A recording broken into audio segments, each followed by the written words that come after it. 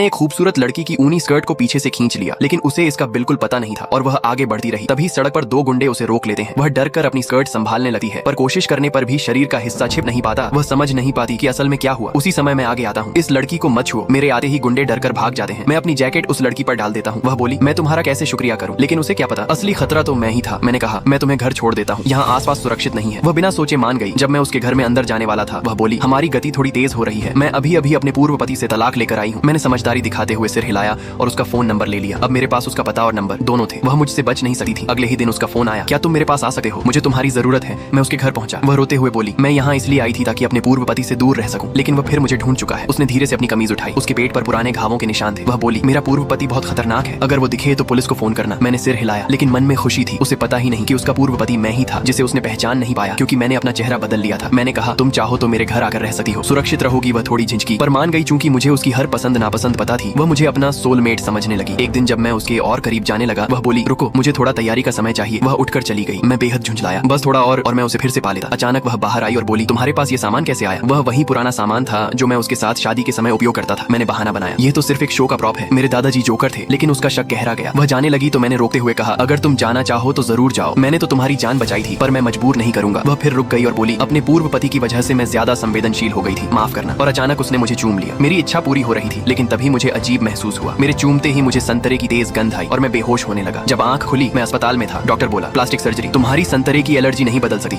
मुझे समझ आ गया, वह सब जान चुकी थी। मैं उस पर चिल्लाया, तुम कितनी चालाक और खतरनाक हो। मैंने उठने की कोशिश की, पर पाया मेरे हाथ हथकड़ी से बंधे हुए थे। होश आते ही मैंने अपने प्लास्टिक सर्जन से संपर्क किया और बुदबुदाया, मेरी प्यारी, तुम कभी भी मेरे हाथों से नहीं बच सकी।